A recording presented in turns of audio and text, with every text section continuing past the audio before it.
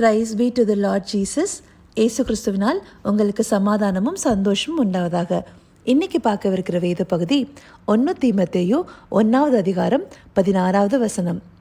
அப்படி இருந்தும் நித்திய ஜீவனை அடையும்படி இனிமேல் இயேசு கிறிஸ்துவனிடத்தில் விசுவாசமாய் இருப்பவர்களுக்கு திருஷ்டாந்தம் உண்டாகும் பொருட்டு பிரதான பாவியாகிய என்னிடத்தில் அவர் எல்லா நீடிய பொறுமையும் காண்பிக்கும்படிக்கு இரக்கம் பெற்றேன். இந்த வசனத்தில் பவுல் தன்னை ஒரு திருஷ்டாந்தமாக காண்பிக்கிறாரு. திருஷ்டாந்தம் அப்படின்னா என்ன? ஒரு ப்ரைம் எக்ஸாம்பிள், முதன்மையான மேற்கோள், அதாவது ஒரு ஃபஸ்ட்டு அடிப்படையான ஒரு எடுத்துக்காட்டாக காண்பிக்கிறாரு. என்ன மாதிரியான எடுத்துக்காட்டு? அவர் பரிசேயனாகிய சவுலாக இருந்தவர். பரிசேய ஜனம் நமக்கு நல்லா தெரியும், நிறையா வாட்டி பார்த்துருக்கோம். இயேசுவே என்ன சொல்லியிருக்காரு? பரிசேயருடைய நீதியை காட்டிலும் உங்களுடைய நீதி கொஞ்சம் அதிகமாக இராவிட்டால் நீங்கள் பரலோக ராஜ்யத்தில் பிரவேசிப்பதில்லைன்னு சொல்லியிருக்காரு. அந்தப்படியான ஒரு ஜனக்கூட்டத்திலேருந்து வந்த சவுலாக இருந்தவர் ஆண்டவர் தனக்கு இடைப்பட்டதன் மூலமாக மனம் திரும்புதல் உண்டாகி அவர் இயேசு கிறிஸ்துவை அறிந்து கொண்டார். அதுக்கு முன்னாடி இயேசு கிறிஸ்துவை யாரெல்லாம் விசுவாசிக்கிறாங்களோ அவங்கள துன்பப்படுத்துகிறவங்களாகவும் அவங்கள ஏதாவது ஒரு விஷயத்தில் கஷ்டத்துக்குள்ளாக்குறவங்களாகவும் பெரிய பெரிய பாவங்களை பண்ணிட்டு இருந்தார்.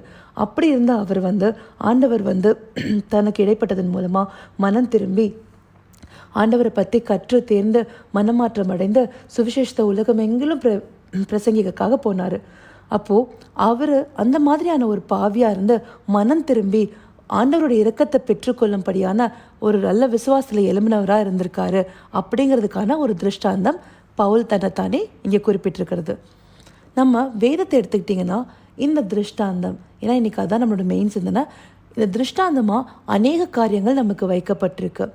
ஒரு சின்ன ஒரு எடுத்துக்காட்டோடு சொல்லணுன்னா நம்ம இந்த அதாவது ஆதியாகமத்தில் இந்த பூமியும் வானத்தையும் பூமியும் உண்டாக்குனதுலேருந்து ஆண்டவர் புதிய ஏற்பாட்டில் அவரோட வருகையை குறித்து சொல்கிறது வரைக்கும் நம்மளுக்கு ஒரு தொகுப்பாக சில காரியங்கள் வேதத்தில் கொடுக்கப்பட்டிருக்கு, முழு வேதாகமாக. ஆனால் இவ்வளோதான் இந்த காரியங்கள் மட்டும்தான் ஆண்டவரால் வெளிப்படுத்த முடியுமானா இல்லை.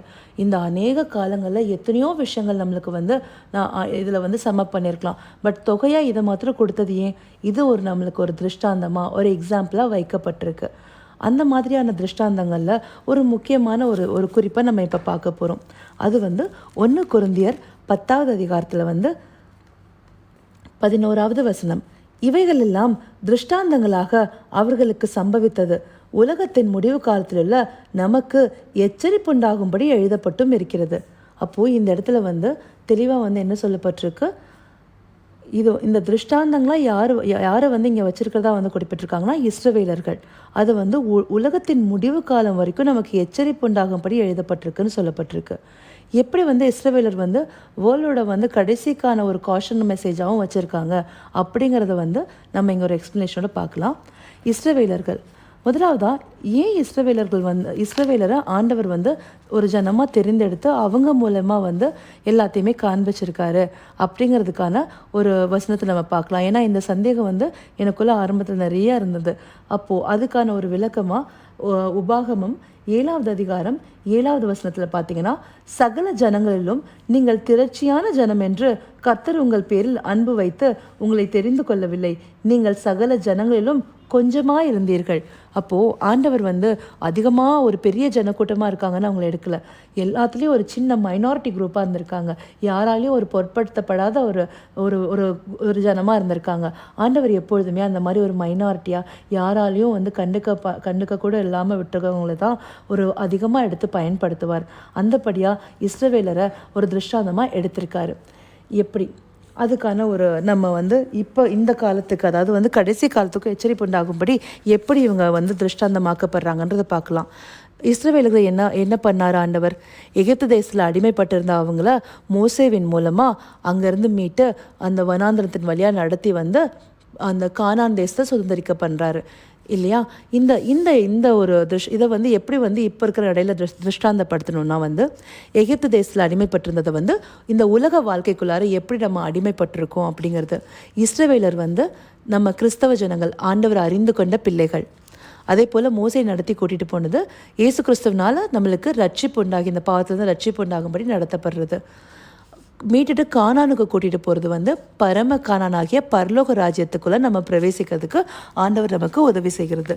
இப்போது இந்த விஷயத்தில் வந்து நம்ம வந்து இந்த இஸ்ரவேலர்கள் மூலமாக வந்து என்ன எச்சரிப்புக்குள்ளாகுதுன்னா, இஸ்ரவேலர்கள் வந்து 2 விதமான குணத்தோடு இருந்தாங்க. அதாவது வந்து 2 விதமான ஜனங்களாக இருந்தாங்க. என்னென்னா, விசுவாச மிகுதியோடு ஒரு சிலர் இருந்தாங்க, ஒரு சிலர் விசுவாச குறைச்சல் இல்லை விசுவாசமின்மையோடு இருந்தாங்க. அப்போ விசுவாசம் குறைச்சலோடு எப்படி இருந்தாங்க நம்ம நிறையா பார்த்துருக்கோம். எவ்வளோ தூரம் ஆண்டவர் வந்து அற்புத அடையாளங்கள் செய்து நம்ம என்ன சிங்கரில் 2 பிளந்து யோர்தானை கடக்க செய்து எரிகோ அதில் விழுக செய்து மாறாவின் தண்ணீரை மதுரமாக மாற்றினது, இந்த மாதிரி அநேக அற்புதங்களை செய்து அவர் வந்து நடத்தி கூட்டிகிட்டு போயிருந்தாலும் அநேக பேர் என்ன பண்ணாங்க, ஆண்டவருக்கு விரோதமாக முறுமுறுத்தாங்க, அவரே பரீட்சை பார்த்தாங்க, விக்கிரக வழிபாடுக்கு திரும்பினாங்க. இந்த மாதிரி வந்து பின்மாற்றம் அடைந்து அநேகர் காணப்பட்டாங்க. ஆனால் நிறைய பேர் விசுவாசம் மிகுதியில் இருந்தாங்க. யார்? ஜோஷுவா மாதிரியும் காலேப் மாதிரியும் இருக்கிறவங்க வந்து எப்படி ஆண்டவர் வந்து நம்மளுக்கு வந்து எப்படி பெரியவராக இருக்கார், நமக்கு முன்னாடி இருக்கிற எந்த பிரச்சனையை காட்டிலும் எந்த விஷயத்தை காட்டிலும் நம்ம கூட இருக்கிற தேவன் எல்லாத்திலும் பெரியவராக இருக்காருங்கிறத பார்த்தாங்க. அப்போது அந்த விசுவாசத்தின் மிகுதியாக இருக்கிறவங்க அந்த கானான் தேசத்தை சுதந்திரிக்க முடிஞ்சது. மற்றவங்க வந்து அந்த வனாந்திரத்திலே, அதாவது இந்த வனாந்திரங்கிறது வந்து இந்த உலகத்துக்கு ஒரு ஒப்பான ஒரு விஷயம், அந்த வனாந்திரத்திலே அழிந்து போனாங்க, இறந்து போயிட்டாங்க. ஸோ இதுதான் வந்து ஒரு திருஷ்டாந்தம். இது எப்படி இந்த உலக காரியத்துக்கு, அதாவது இப்போ எப்படி அது எச்சரிப்பாக வைக்கப்பட்டிருக்கு. நம்மளும் கிறிஸ்தவர்களாக இருந்து ஆண்டவரோட அநேக அற்புத அடையாளங்களை ருசித்து பார்த்தோம். நம்ம நிறையா நேரத்தில் எப்படி ஆயிடுறோம், பின்மாற்றம் அடைகிறதும் முறுமுறுக்கிறதும் ஆண்டவர்கிட்ட கம்ப்ளைண்டிங் ஆட்டியோடு இருக்கிறதும், சில விஷயங்கள் இந்த மாதிரி அந்த இஸ்ரவேலர்கள் வந்து விசுவாச குறைச்சலோடு எப்படி இருந்தாங்களோ அந்த மாதிரி மாறிடுறோம். அப்படி நம்ம இருந்தோம்னா எப்படி நம்ம பரம காரணாகிய பரலோக ராஜ்யத்தை சுதந்திரிக்க முடியும்? நம்ம ஜோஷுவா மாதிரியும் காலேப் மாதிரியும் நமக்கு உலக வாழ்க்கையில் அநேக பிரச்சனைகள் வரும், அநேக இடர்கள் வரும்.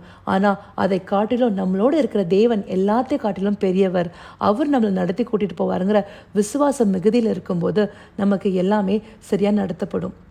அப்போது நாம் இந்த உலகத்துக்கு ஒரு திருஷ்டாந்தமாக வைக்கப்படுவோம். எப்படி? நம்மளை பார்த்து அநேக ஜனங்கள், ஆண்டவர் அறியாத ஜனங்களாக இருக்கட்டும், புறஜாதியராக இருக்கட்டும், எவ்வளோ நெருக்கப்பட்டாலும் நம்ம வாழ்கிற வாழ்க்கையை பார்த்து இவங்க இந்த மாதிரி இருக்காங்க, இப்படி ஒரு ஆண்டவர் இவங்க நடத்துகிறாங்க அப்படிங்கிறதுக்கு நம்ம ஒரு எக்ஸாம்பிளாக அவங்க முன்னாடி வாழ்ந்து காட்ட முடியும். அப்படி நம்ம அந்த பரலோக ராஜ்யத்தை சுதந்திரிக்க முடியும். அந்த மாதிரியான ஒரு திருஷ்டாந்தமான வாழ்க்கையை நம்ம வாழணும் இல்லையா? அதுக்கு தான் வந்து வேதத்தில் அழகாக வந்து அநேக திருஷ்டாந்தங்கள் கொடுக்கப்பட்டிருக்கு. இப்படி பவுலை வந்து ஒரு தனி மனிதனாக திருஷ்டாந்தமாக காட்டுறதும் சரி, இஸ்ரவேலன்ற ஒரு கூட்ட ஜனத்தை எடுத்து நம்மளுக்கு வந்து இப்போ இருக்கிற அந்த கடைசி முடிவு வரைக்கும் எப்படி ஒரு எச்சரிப்பாக அவங்கள திருஷ்டாந்தமாக வச்சுருக்கேங்கிறத காட்டுறதுலேருந்து அநேக திருஷ்டாந்தங்கள் நம்மளுக்கு வேதாகமத்தில் கொடுக்கப்பட்டிருக்கு. இயேசு செய்த காரியத்தையும் அற்புதத்தையுமே வந்து எழுதினா இந்த உலகமே கொள்ளாத அளவுக்கு புஸ்தகங்கள் எழுதப்படணும்னு சொல்லிட்டு யோவான் தன்னோட சுவிசேஷத்தில் கடைசியில் சொல்லியிருக்காரு இல்லையா? அந்தபடி தான் வேதம் ஒரு அழகான தொகுப்பாக நமக்கு அநேக விஷயங்களை திருஷ்டாந்தமாக காட்டுது. அதை வாசிக்கிறது மூலமாக நம்ம விசுவாசத்தை வர்த்திக்க பண்ணி நம்ம பரலோக ராஜ்யத்துக்கு பிரவேசிக்க நம்மளுக்கு இந்த வார்த்தைகள் உதவும். அதனால தான் நம்ம அடிக்கடி அந்த பார்க்குற வசனமாகிய விசுவாசம் கேள்வினாலே வரும், கேள்வி தேவனுடைய வார்த்தையினாலே வரும். இந்த வார்த்தைகள் நம்மளை வழிநடத்தி கூட்டிகிட்டு போயிட்டு நம்மளை அநேகருக்கு திருஷ்டாந்தமாக வைக்கும்படியா நம்ம தேவனிடத்தில் கேட்போமா? கர்த்தாவே, தேவாதி தேவனே, அப்பா, இந்த நல்ல நாளில் எங்களுக்கு இந்த அருமையான சிந்தனை கொடுத்ததுக்காய் நன்றி தகப்பனே. அப்பா, இன்றைக்கி நாங்கள் இந்த பார்த்தபடி இந்த திருஷ்டாந்தம் எங்களுக்கு ஒரு மெயினான ஒரு சிந்தனையாக நீங்கள் கொடுத்துருக்கீங்க.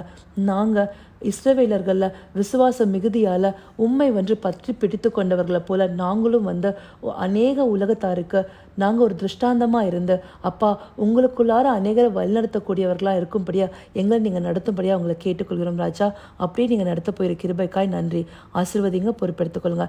சகலவித துதி கனம் மகிமை யாவும் ஒருவருக்கே செலுத்துகிறேன். இயேசு கிறிஸ்துவின் வெளியேறப்பட்ட நாமத்தால் வேண்டிக் கொள்கிறேன் பிதாவே. ஆமென், ஆமென்.